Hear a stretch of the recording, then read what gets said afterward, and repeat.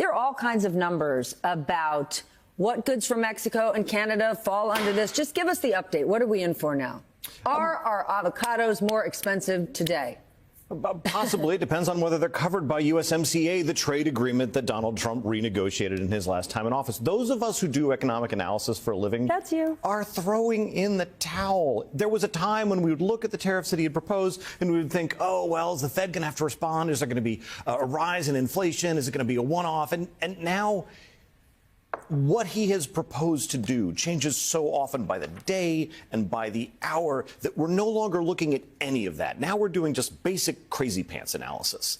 There is a basic bedrock of competence and sanity that underlies everything else that's happening in the economy. And when we look at what's happening right now in the stock market, there's nothing else to explain it other than a slow, jittery sense that we can't make plans right now. And when you look at the Beige Book, these are the reports of what manufacturers tell the Fed. They're basically saying, we don't know whether we can invest. They say they support the president, but they just don't know what to do right now because so many different things are happening at this stuttering pace that jumps forward and backwards. It doesn't make any sense that we're actually now doing crazy pants analysis. Let's be clear. They have no choice but to say they're supporting the president. Sure. Peter, the president says he doesn't even look at the markets, and the decision to roll back some of those tariffs had nothing to do with that volatility. Do you buy that? Well, look, if he's not looking at the market, it's the first time, right? We know from his first term how much the market was his metric of success. Day after day, he would point to some new record and some new high, and he would say, see what I'm doing it right, that stock markets are great. And if by definition the stock markets are great, in his mind, everything else was great too. So to say he's not looking at it now, of course, is because it's not doing well. If you invested money the day he took office, you've lost money. That's not something he wants to focus on, obviously. And look, you know, it is true. Markets go up, markets go down. We don't really know what the long-term effect is going to be. But I mean, to the point we were making, the volatility, the uncertainty, the inability to make plans is not what business wants. Business wants predictability. It wants to be able to know what's going to happen a week from now, a month from now, even a year from now, so they can, you know, they can make long-term strategy decisions on what they're going to do. And that's just impossible in today's environment. John, despite the president and his team for months and months saying it's the other countries that pay the tariffs, there's a new poll out from The Economist that says most Americans actually know better. They know that they are the ones, we are the ones that are footing the bill, paying for these tariffs. Do you think that is what has caused the president to pull back so quickly?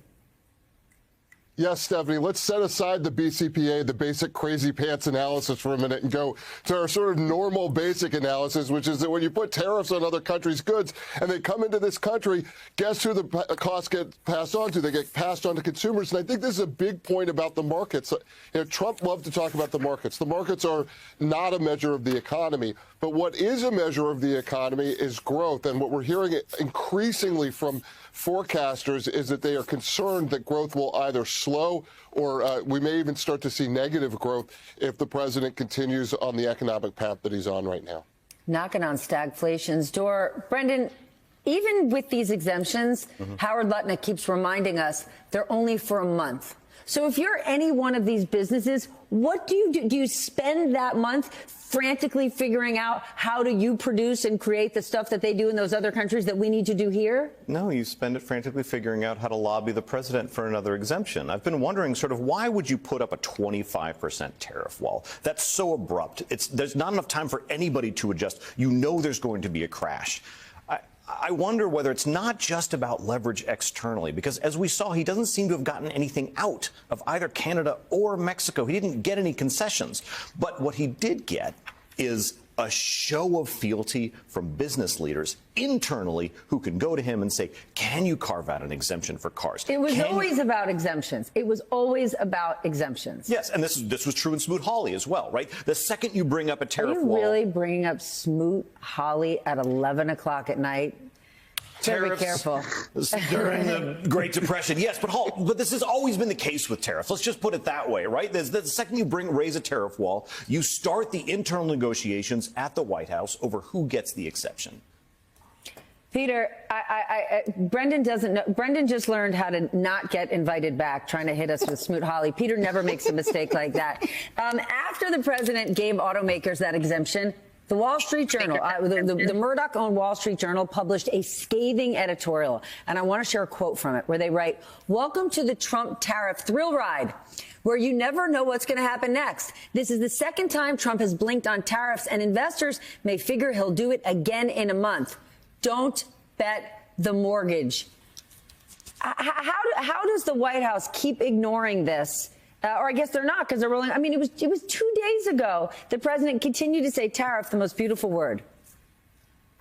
Yeah, at some point you stop to take it seriously, right? You assume that he will blink. You assume that he may not hold on for very long, and so whatever you hold out. If you're Canada, if you're Mexico, why make concessions if you think he's going to eventually, find some exemption, find some delay, find some way of changing it around? If it's a technique for negotiation, if it's meant to be a way of forcing your partners on the other side of the border to make concessions, it doesn't work as well if you're on, off without a great deal of, without anything to show about it, as Brendan just said. And I think that Canada and Mexico are learning at this point that, if they hold tight, they're probably going to be okay. But you don't know for sure. And what if they're wrong? And that's the problem, I think, for any planner, either a government planner or an economic planner. John, let's talk about this DOGE meeting that the president had with his cabinet secretaries. Do you believe he is really putting them in charge to make these cuts? Or at the end of the day, is it really just going to be led by Musk? Because he basically said, if you don't do enough, Uncle Elon's right here. Yeah, if you don't like what Trump's doing, wait a minute. And we saw that kind of today, right? Where he sort of changed, right? The cabinet secretaries, you've got power. Oh, no, wait, Elon Musk has power. I think what's going on here, Stephanie, is a little bit of what's called a 5 cats in a bag management style, where you basically pit all the people underneath you against each other and see what pops out. But I do think this is a serious moment where you're seeing cabinet secretaries bristle behind closed doors when they're talking to Trump and saying, look, I don't want Elon Musk deciding who we're going to fire and then figure out the next day we need them for national security. We've seen this a couple of times already. And so I think what you can take from this is they are at least asserting themselves behind closed doors in a way that they had not previously. And I think it's a warning to Musk that, his welcome may not be as long as he thought. The question is, are the 5 cats wearing crazy pants? Brendan, tomorrow we're getting President Trump's first jobs report, the jobs report of his first month in office, the layoff report we talked about today. We are already seeing 172,000 jobs. It has me thinking back to the pandemic. Yeah. Could we be in a double whammy situation where we're having big job losses at a time where we're facing, the president doesn't like to say tariffs are causing inflation, but short-term pain of price spikes? I think we absolutely could. There's another thing going on right now with the jobs numbers is that it's not necessarily true that we can still trust them.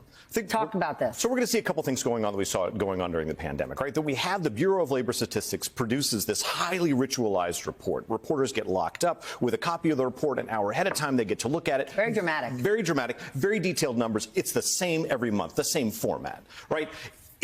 We don't know what they're going to do. We do know that there has been noise about dismissing advisory panels for how these statistics are put together. And there's a sense that maybe we can't trust them. Those numbers would be very hard to fake. But we do know that it's true that just like during the pandemic, we're going to start to look at industry numbers that are produced outside of the government to sort of check back against the government numbers to see if that's actually correct. And also, they come at a more frequent pace. So we saw the ADP numbers, it's just a payroll numbers were way lower than we would have expected.